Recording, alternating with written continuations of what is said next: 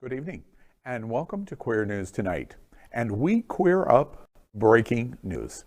Translation, Amy Schneider Watch. We've been doing it every night for weeks. It's an update on Jeopardy, day 41.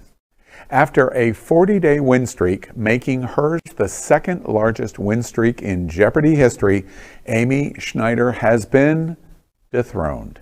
After a close game, the final Jeopardy answer of, quote, "This is the only country in the world whose English name ends in H," end quote. The question was, what is Bangladesh? Was correctly answered by Chicago area librarian, Pokemon fan, and self-identified, are you ready? Maladjusted homosexual, as he says on his Facebook page, Roan Talisman, while Amy was unable to answer at all. The news on Amy Schneider. Well, first of all, just kudos, continued props to her for being an amazing competitor, a charming competitor, a gracious competitor, and a knowledgeable as all hell competitor. Yeah. Mm-hmm. Yeah, I knew it wouldn't last. No, congratulations. And I feel her legacy is going to last. Her legacy actually will last, and I do know that. And the library is going to be open for now. Cal, you been watching Jeopardy? I have been watching Jeopardy, so it has been a really awesome, experience getting to watch her every single night and just be a part of the fandom, because it created so much excitement on social media and groups of people who have been watching it in bars across the country. So it was really just exciting just to be a part of that excitement with her, and hopefully she'll be back to guest judge. Of course. Tremendous congratulations. Amy Schneider, we want you to come on Queer News Tonight. We've been reporting you every single night in this streak. It's happening out and Queer News Tonight. So congratulations. You've represented the entire LGBTQ community magnificently. More importantly, you've represented the trans community incredibly, and we congratulate you for that. It's so interesting to me that this trans contestant, this LGBTQ contestant, she talked very little of it in Jeopardy, of course, and probably most people around the country did not know until they went into social media to find out that she represented our community, which I think is fantastic. Mm-hmm. And interesting and ironic to me that Ken Jennings is the host who is the only person that has won more contests at Jeopardy and certainly more money than Amy Schneider. And also interesting that this winner was not identified in any way as gay. Our crack research team here at Queer News Tonight goes to his Facebook to learn, because we just had this sneaking suspicion that he was gay. And we went to his Facebook page, and he identifies as the malcontent that he says as his gayness, which we love. So a gay guy has dethroned an all-time record holder of another contestant that is LGBT. How could Jeopardy get gayer than it is today? Congratulations to all of you. Well, welcome to Queer News Tonight, the world's first and only LGBTQ plus daily evening news. It's time to queer up the news. It's 8 p.m. Wednesday, January 26, 2022, and we are literally out of the closet and into the headlines. So many of your important stories we're going to tell this evening on Queer News Tonight. This is the world's first live daily LGBTQ evening news show, literally out of the closet and into the headlines on Queer News Tonight with Al Ferguson. Thank you for joining Queer News Tonight. This is the world's first and only unedited live LGBTQ plus evening news show. Whatever happens, you're going to see it here. Queer News Tonight is supported by viewers like you. We are part of the partnership between Happening Out Television Network and Hotspots Magazine.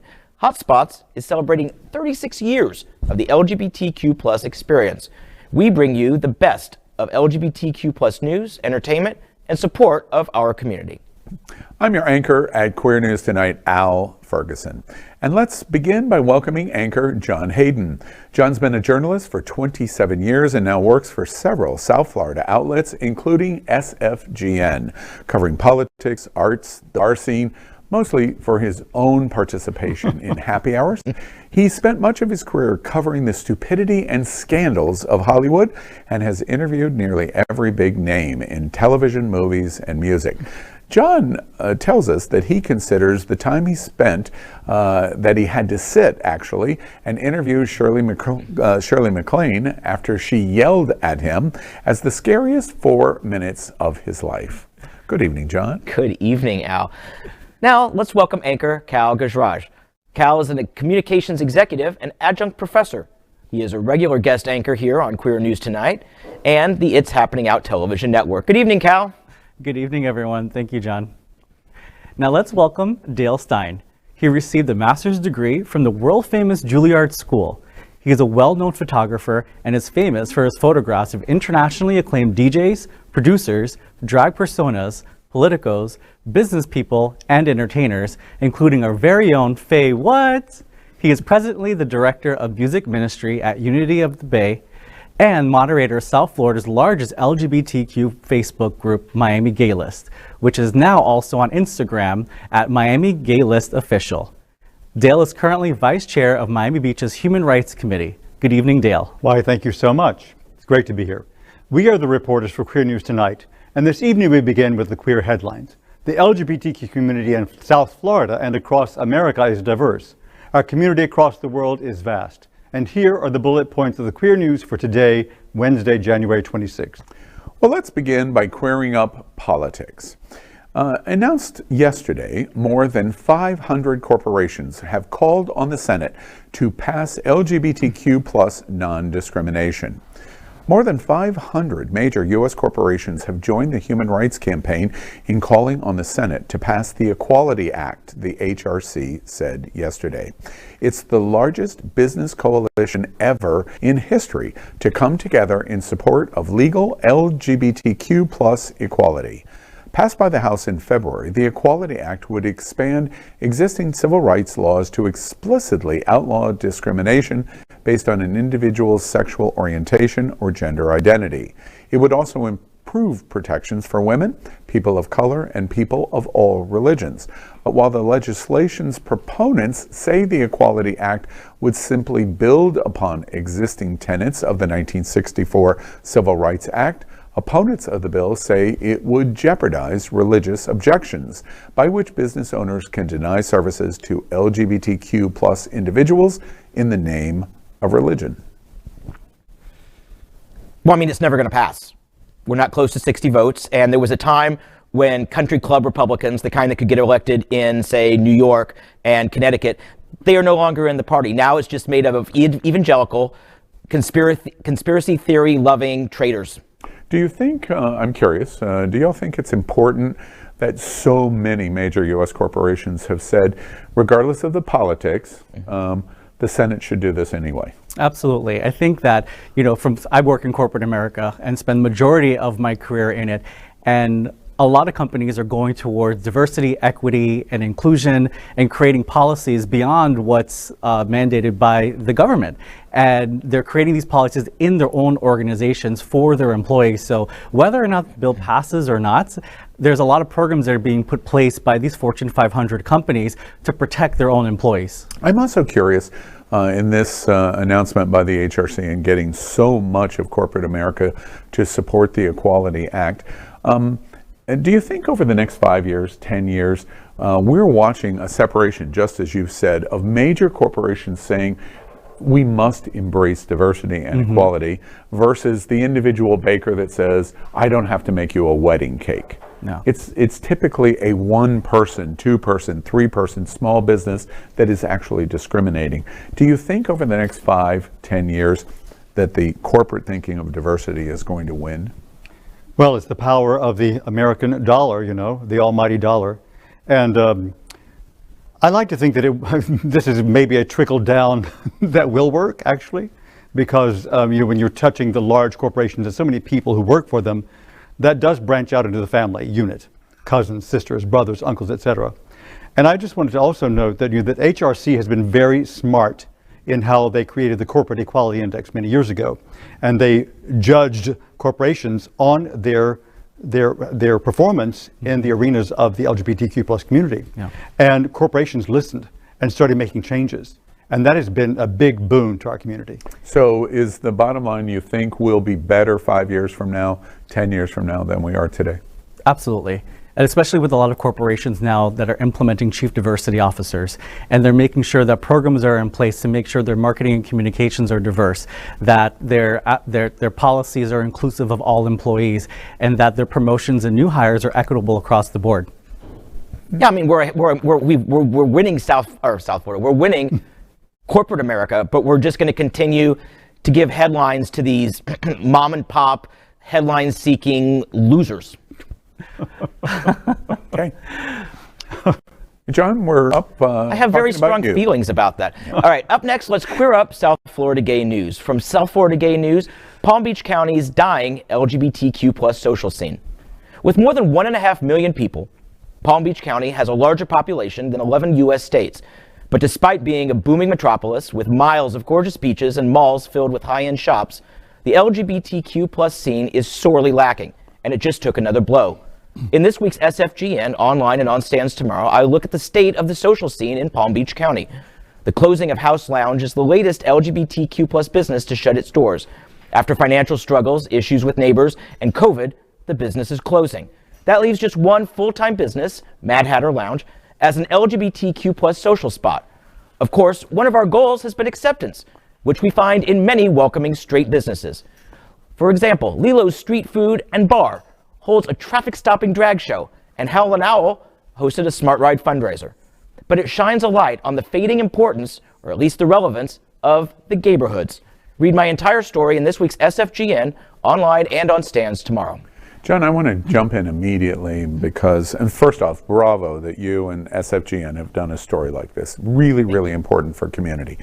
In your investigation and your reporting of this, do you hear from Palm Beach County and the LGBTQ community of why they think this trend is going on? Nobody really knows. There was Penny's at the Duke, which closed last summer, and it was very popular, but someone offered Penny, who's a wonderful woman, she's off living her best life now from what I can tell, she just sold her liquor license so that she could move on. And of course, a license isn't necessarily tied to an address or a theme, such as a gay bar. You know, they can take it and put it pretty much anywhere in the county. So the community isn't shrinking, just its opportunities are. And nobody really knows why, other than that it's hard to start a business. You know, starting a restaurant or a bar is a costly and risky venture. A second question, John, in your article in SFGN, it focuses on gayborhood. We have a thriving gayborhood right across the border in Broward County. Oakland Park is growing very fast. Wilton Manors is already very well established. Is it that Palm Beach County LGBT is just coming across the border into Broward County? Is that what's happening? Well, we don't have the demographics or the knowledge to back that up, but it seems like that. You got to remember, Wilton Manors 25 years ago now wasn't really much, you know, when Georgie plopped down his alibi on what is now Wilton Drive. And I think that it was an area that needed development, and we moved from South Beach, Miami all the way up here and sort of revitalized that. Palm Beach doesn't need gays to move up there. They're already a thriving community, although with some disparities if you go from Palm Beach to West Palm Beach. But they don't need a gay turnaround like places like Key West did a generation ago, or Miami Beach and Wilton Manors. Yeah. But is there a need for gayborhoods anymore? For me, I mean, personally, I go to any restaurant and any bar in any location, and if there's more than one of us, it is a gay bar or a gay restaurant. And I've noticed that the younger generations now, they don't really necessarily need to go to a specific gay bar, gay restaurant. They go wherever they want to go, and their entourage goes with them. And does that mean, from your perspective, that we're seeing a trend in Palm Beach County that we may not be feeling yet in Broward County? Possibly. Yeah. I mean, I've even seen it myself. You know, I don't live in the gayborhood. So I don't necessarily attend the gayborhood as often as I would if I had lived here. You know, the same thing for some other cities, you know, in the state or across the country. If you're not fortunate to live in a metropolis and you're in a smaller town, then, you know, it's the chances of you having, you know, a gay bar or restaurant, you might have to go to the closest nearest metropolitan city. And Dale, I'm curious, you live in South Beach. Yeah. How does this story wash over you living in South Beach? Well, you know, I've lived in South Beach now almost 21 years, and everyone knows that it's gone under many changes. It's not, and it was never really a gay neighborhood. There was no gayborhood because South Beach was just very, very gay, period. But it's not so much of a gayborhood now. Although there are we have more bars now than we've had in many years. And if you go to Nathan's or Twist or Gathering, any of the bars that are popular, even Palace, the crowd that's out's very young, way younger than I am. Of course, I'm ancient, you know. So when you say reference, maybe the younger gay crowd doesn't really care. Maybe they don't. But at the same time, if the places are available, I think they will go to them. Oh, absolutely. You know, so I think they're surviving and thriving. I'm very sad about the House Lounge. I have never been there, but I was posting their stories quite often on the Gay List official Instagram page, and you develop a relationship with people who create the content. And in those places, they just were talking about how it was just a combination of so many factors, you know, COVID, business downturn, et cetera, the economy, which I think is the same thing holds true for South Beach. Yeah. But I'm sorry. No. A couple of quick notes. We're following a story and are going to be reporting in the same vein in South Beach. There has been a closure notification letter to the Miami Beach, the Dade County Visitor Center that's on Washington. And they've been given 15 days and is going to close and will lose the footprint that they have there. One other thing about Palm Beach, of course, we would be neglectful in John's story in SFGN to not mention Compass. Compass is the Pride Center in Palm Beach County, and in many respects works like the activity center of the LGBTQ community. They have everything but liquor, and they do everything else except liquor. And we remind everybody, make sure, I believe it's March 27th, Palm Beach Pride is coming. It's put on by Compass. It's a big pride and pride parade. And guess what? Queer News Tonight will be broadcasting the parade live. So make sure you turn out, and I'm sure we're going to explore this story about what's going on in Palm Beach more thoroughly. And now let's queer up entertainment. DC Comics and HBO casts the first trans character, Ivory Aquino, in Batgirl movie. Barbara Gordon has officially found her roommate.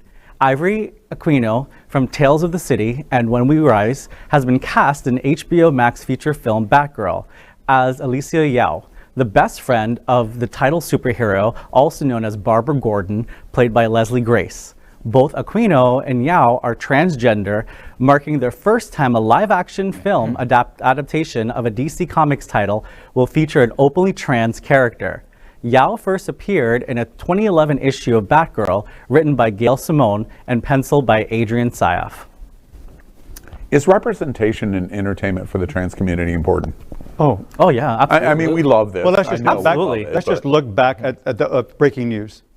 Amy Schneider. That's entertainment. I mean, you know, that's what a game show is. Yeah. And so that's this to have conscientious placement and casting of characters in those roles who are people who are trans is hugely important to me, in my opinion. Yeah. And we are representing ourselves now after many years of wonderful performances. Tom Hanks, Jake Gyllenhaal, etc. We are now finally strong enough, experienced enough to do it. And as long as we're on the subject of HBO and trans characters, there's an amazingly powerful character on HBO's show Euphoria. And I want to get the name right. It's Hunter Schafer. She is a trans girl, and she plays a trans character. And while I'm sure Batgirl will be fun, but it will be superhero-ish, this is an amazing look at some of the real struggles that trans teens face. So if you get a chance, watch Hunter, support her character. Are you following Euphoria? Oh, of course. I love that show. I haven't watched 1 minute yet. I haven't seen it either. It's dark, It's disturbing, and it's fabulous. So well written, so well done, so well produced, I'll have to check that acted. out. It's really good. And Hunter is amazing. Don't you love that in the only daily national LGBTQ news show in the world, we're talking about all of this representation in our community and trans community, and we're talking about Batgirl and Euphoria in the same breath. I love that. I really do. I love that. Wow. Okay, next let's queer up sports. Winter Olympics in China will be very gay. The 2020 Summer Olympics, delayed until 2021, were the gayest Olympics ever, with over 120 openly out LGBTQ plus athletes. The 2022 Winter Olympics may not be quite that gay, but as of now, there are at least 17 openly LGBTQ plus competitors headed to Beijing. From U.S. figure skater Timothy LeDuc, who is the first openly non-binary athlete to compete in the Winter Olympics, to returning champion Eric Radford, who was the first ever openly gay gold medalist from the 2018 Olympics. It's a good thing I'm not in the Olympics for speaking. For the tongue-tied Olympics.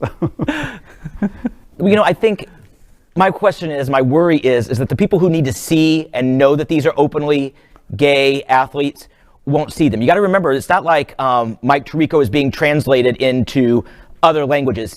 Other countries send their own journalists and provide their own coverage. So they could censor that. They might just say, oh, and Mr. LeDuc finishes 3 seconds ahead of everybody else, and then just move on. There's a lot of censorship around the world, and the Olympics will not be an exception to it. I don't know what housing is like for Olympic athletes. Dale, you're rubbing off on me. But guessing that they stay in the Olympic Village and hotels that are associated with that. So I'm hoping that there would be security that would be provided for them, at their place of residence and to and from the Olympic Games. Well, this year, especially because of COVID, the protocols are so strict. Absolutely. Yeah, especially China. They look at 5 cases and it becomes red alert. Yeah, so China. Yeah. I mean, I'm curious, broadly, does the LGBTQ community care anything about the Winter Olympics? Do we care? Yeah. I do. I watch the Olympics. I mean, ice skating. Ice skating. In principle or entertainment? In principle, not really. In entertainment value, absolutely. Yeah. Until it becomes a meme. And right, exactly. And Dale, you jump in on ice skating immediately, which means your gay card is extended for 3 solid months.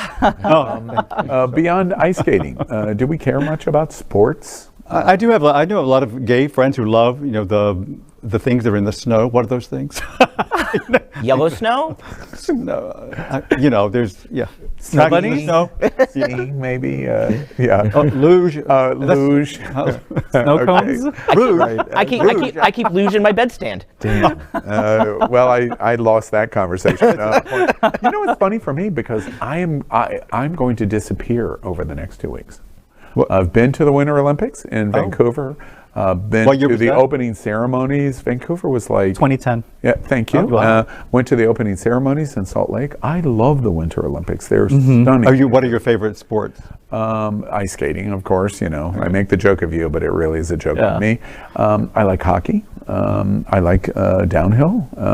I even like the ice thing of the rock on the ice that the Canadians. Curling. Curling. We won that 4 years ago. Yeah. America. Yeah, and so it's interesting. One other thing that I think is interesting about the Winter Olympics, we did so much sports coverage of the Summer Games in Tokyo. 100 plus LGBTQ athletes in Tokyo, only 17 so far that are identified in Beijing, and it really says volumes about us as gay. We like warm weather. And things where we can be in little clothing. Exactly. Okay. All right, but with that in mind, let's queer up gay culture. Recording Academy partners with GLAAD to promote LGBTQ plus inclusion in music. An historic new partnership, the Recording Academy and GLAAD are partnering to help foster greater inclusion for the LGBTQ plus community within the music industry. On Tuesday, the 2 organizations announced their new partnership in which the Recording Academy is donating $150,000 to the LGBTQ advocacy organization as a means of bolstering their efforts in, quote, diversifying the music industry and championing musicians in the LGBTQ plus community, end quote, according to a press release. The news comes days after GLAAD announced the nominees for their 33rd annual GLAAD Media Awards this spring, with artists including Lil Nas X, Halsey, Elton John, Brandi Carlile, and many more receiving nominations for their work throughout the last year. Wow, I think it's very exciting because there are so many. What this also does, not just for big artists who may have some sense of some recognition, it also encourages all the YouTube artists, the TikTok people who are making music there, because there are some crazy talented TikTokers. So I think that's another bonus of this donation. And Dale, I'm sorry, I just want to jump in real quick as it relates to you. When you were at Juilliard, was the music industry component of going to such a prestigious music school as Juilliard. Was it LGBT embracing when you went? You know, we didn't, this was a long time ago, Yeah. we didn't really talk about it. It was not a topic of conversation in those years. I mean, there were plenty of people, certainly, who were gay, who were there, but it was not something we talked about. Yeah. We So you really are unclear if they would have been embracing because there wasn't a lot out. And then now of course that's changed now. There are groups and organizations in the school, you know, student organizations. Yeah. So that's changed completely. Sorry, John. Well, I just wanted to point out that just for context for our viewers, the Recording Academy is also the one that sponsors the Grammys. So this really is a big deal that they are so embracing. And of course, I think there's like 493 categories for the Grammys. So everybody gets a Grammy. I was once nominated for singing in the shower. Yeah. I think Don't you want to know really- what I was singing? No. What were you singing? No, you said no. I'll buy. Well, I'm sure you were bent ahead. over picking up soap. Yeah. There you go. I think this is a great opportunity to just leverage the opportunity for more artists to come out as LGBTQ before they get famous. Because there's so many times where all of these, famous actors and artists come out after they become super famous, and then the gay community wants to, cling on to them and then own them. But is that really fair? Because they weren't there all along. So now they're riding on the coattails of them being famous. And I always say this with like Lil Nas X, and everyone calls him, a gay rapper, but he wasn't a gay rapper. No. That's not how he became famous. Yeah. That's exactly right. And, I think it's interesting because the hardcore right, the Tucker Carlsons and the Fox Newses of the world say there's this evil gay agenda going on. Oh, yes. There is. You're watching an illustration. You're watching of it now. Right now, you're watching it. And you know where it's chipping away? It's chipping away at black rap artists, as you just pointed out. It's chipping away at country music also. Long time, yeah. And the Recording Academy's notation, which is the Grammys, it uses a very important word to help diversify. Yeah.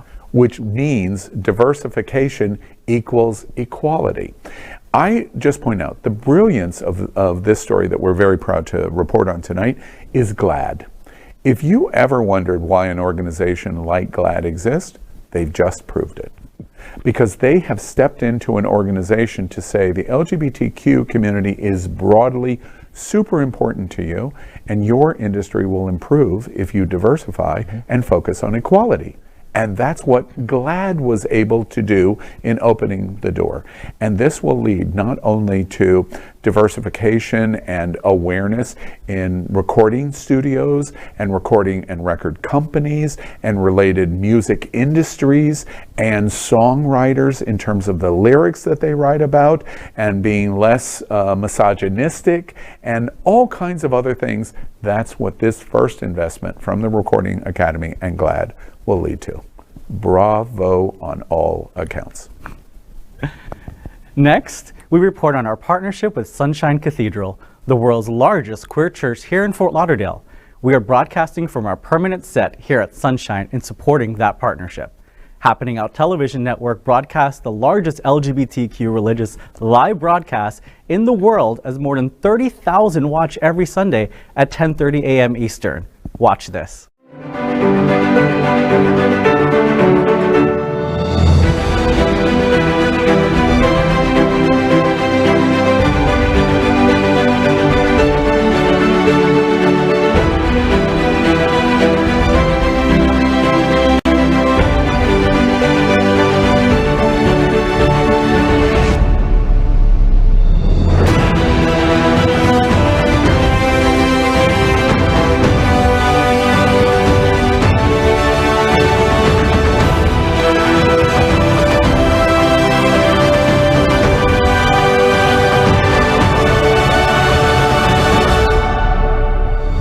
Hello, I'm Kishai Martin, board member of Unity Coalition, and Sunshine Cathedral is my queer church. Now, let's queer up South Florida. Some final thoughts on My Hollywood Pride. This past weekend, Hollywood, Florida celebrated its new 100 HRC score with the first ever My Hollywood Pride. Several of us from Happening Out television programs were lucky enough to be there for the celebration. And I wrote about it in this week's SFGN on stands and online tomorrow. Check it out. But if for some reason you feel you need to see more of Al, as well as my colleagues Faye Watt and Tony Lima, well, they're going to offer us some final thoughts after the event. Watch this. Well, it's Al Ferguson with the Happening Out Television Network, and we are at the first ever Hollywood Pride. My Hollywood Pride. My Hollywood. Wait, Okay, it's it's my Hollywood Pride. Okay, I'm the wait, only I one that thought it actually was lives mine. in Hollywood. It's not yours. It's not yours. It's my That is- Hollywood Pride. And of course, I'm with my buddy Faye Watt. Hey. She has the first LGBTQ morning show in the world, and I'm with my buddy Tony Lima. Does translation. It is a talk show made by the trans community to educate our broad community. So are we having fun here at My Hollywood Pride? It's just so perfect. The weather is perfect. The people are perfect. It's just so wonderful to see like our community come out to Hollywood this time, you know? I have been to the brunch. I went to the brunch with y'all this morning. We're standing here next to the main stage. You're hearing many performers on the main stage. This doesn't feel like a big previous Pride, does Because it? it's not, Al. It's more intimate. Like I feel more family festival And community focused, Like yeah. more unity focused. I feel like yeah. everyone that's out here is originally part of this community in one way, shape, or form. I love to see the parents with kids. I love Yes. that there's this beautiful family section. I'm looking with at a dog backpack. Yes, There's a lot of dogs. backpack, I love it. And drag there's people, queen story time. And there's people here from Miami. There's people here Yes. from Monroe County. There's people here Everywhere. from West Palm Beach. They're coming you know? from everywhere. Yeah. You know, one of the things that's really exciting about My Hollywood Pride is we learned in the brunch today that this community really, it took a long time to get to the inclusiveness of what we're watching today. It didn't happen overnight. It didn't happen No. overnight. We heard a story today at the brunch that in 2003, there was a lot of homophobia in Hollywood. And Todd Del May, the president of the Hollywood LGBTQ Council, talks about the pioneers that really stood up and said, enough is enough. And they were given awards this And morning. given congressional Yes. awards by Congresswoman Debbie Wasserman Schultz. Then we learned that 10 years ago, Hollywood received, are you ready for this? A 37 rating in the HRC. 37. community Wow. rating. You know And what what's- do they have now? And well, before I say that, I don't know when y'all went to school, you two probably would have been happy with 37s. That's Maybe. usually what I got. Maybe. Yes, true. And so remember, failing is under 60. Right. So the new award from the HRC for 2021 has moved over 10 years from 37 to 100% Wow. rating for Hollywood. That is incredible. You know, a lot of cities around here don't have that rating, all right, and are still down trying to work themselves It's true. up. Wait, You know what I find really interesting about this city specifically? You mentioned Todd Del May, who almost single-handedly, with a very small crew of people, have made all of this happen with the Hollywood LGBTQ Council, bringing in policies, helping educate the elected leaders, and helping to bring a level of inclusivity that didn't exist here prior to Todd and Jeff and Jeff Oliverio as well. So although this is a community effort, I have to give kudos to them for all of their hard work in helping bring us to this next level. As a Hollywoodian, that's what we're called. You I live don't know on if- this drive, I do. right? I live on this drive. I'm very proud that What's I your live in a place. exact address here? No, I'm not giving that out on public television, but listen, join us. Join us. This is not the first year for this festival. This festival will be going Just on. starting. It will only get bigger and better with years to come, and it's because of the love of community. You look out and you see the diversity. Again, you see the children, the parents, all types, people from Miami, and Yes. the three of us, of course. We have to be everywhere. That's LGBTQ. We don't sleep. Yeah, we don't sleep. Well, No. I literally do not No, sleep. we literally don't sleep. Literally have not slept. I'm curious, for the two of you, we've seen a lot of different events here today. What's been your favorite moment? Let me start with you. Faye. I know that Misty Eyes is part of our group here, but I know she's literally our family. But watching her read a storybook to the children just made the whole Drag entire Queen day Story for me. Hour. Just Yeah. made the whole day for me. I love that. I like Tony said, I love seeing the families, you know? We're not all rah, rah, sis, boom, bah. We are family oriented as well. Wait. You could, Is that what we do? Rah, rah, sis, boom, ba? Really? There's maybe I forgot how it something goes. like that. Something like that. Something like that. But there's something very wholesome here. yeah. Right? Very wholesome, very family focused that I really appreciate, especially people within our age range, right? Like we Your know a lot age of folks that have children. Your age range, she says. We're the exact same age. Not Al. He's way older. But the reality is that this is a place for families and to really show the love and inclusivity of families. So in that spirit, your favorite moment today for you is what? My favorite moment is just seeing all the different people here, to be honest. To see this level of diversity at a festival like this. This is not about the gay boys. This is about everyone. It's about everybody as a whole, and the entertainers have been incredible as well. Karina Iglesias was incredible. I love watching Daisy Dead Petals, which is one of our local queens who is so talented. But see her have to do her family-friendly version of her usual. I love it. I love it because she's so talented, and it doesn't matter. It still comes through. But I love to see her a little more tame. You know? We're not at our house or Hamburger Mary's anymore. By far. And one of the other things that I think is interesting at this festival is we're watching something new. We weren't there. Well, Tony might have been at the original Miami Pride in the 40s, but we for the most part, are not at the origination event. We're at the origination event. 25 years from now, film of what we have done here today will be seen and go, oh, there's the first time. What does it feel like to be a part of that first time? You know, I think it's exciting because we know that there will be a long history with this event. This event will just grow larger and larger, bigger talent, more people, more vendors, more of the community representation in the form of stores and businesses being involved. That's what I look forward to. So being here for the first one, and maybe 5 to 7 years from now, be able to say, wow, this has grown so much, is especially exciting. Yeah, what do you think about first time? Well, for me, I haven't been a virgin in a very long time. All right, so let's just start there. But just being at the first one. Wait, you didn't hear either one of us argue with you. No, nobody argued. But there will never be another first time. You know, we were here for the first triumphant time, and there's always things that go wrong. We've been a part of so many different festivals in the past, and this has been seamless. Nobody's noticed anything to go wrong. Thank God, not even the weather. The weather, they've been saying it's gonna rain, it's gonna rain. We haven't gotten a drop. Yeah. You know? And thank you, Madonna. Right. One last question. Congresswoman Debbie Wasserman Schultz is here. She kicked off the brunch this morning. She's been on the main stage today. One of the leading equality advocates from Washington and our U.S. government, the Congress.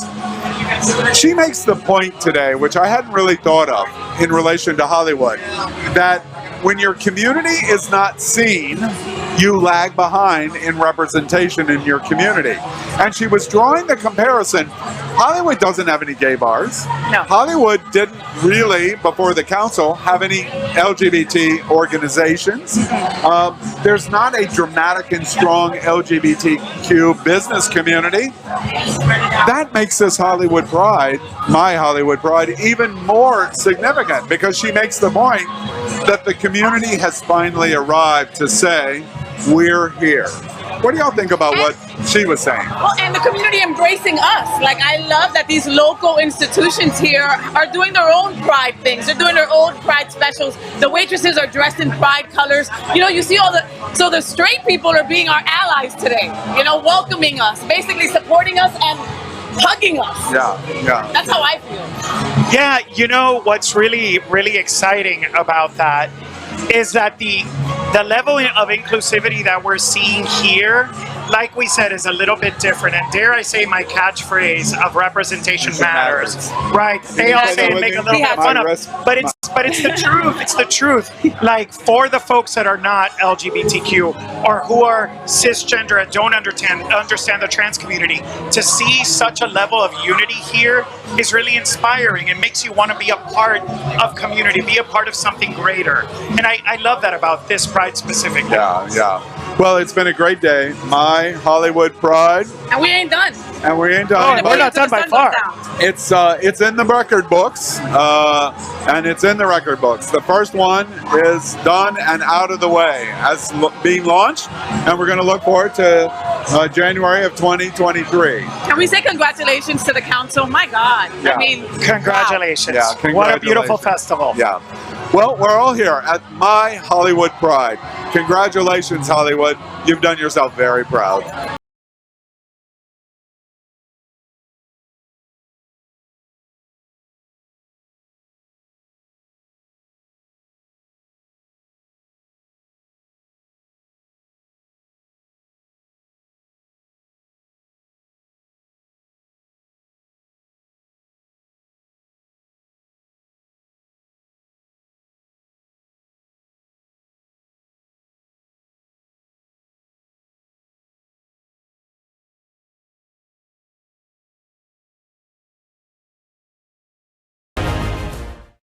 LGBTQ plus news is vital for our community and for the broader world as a whole.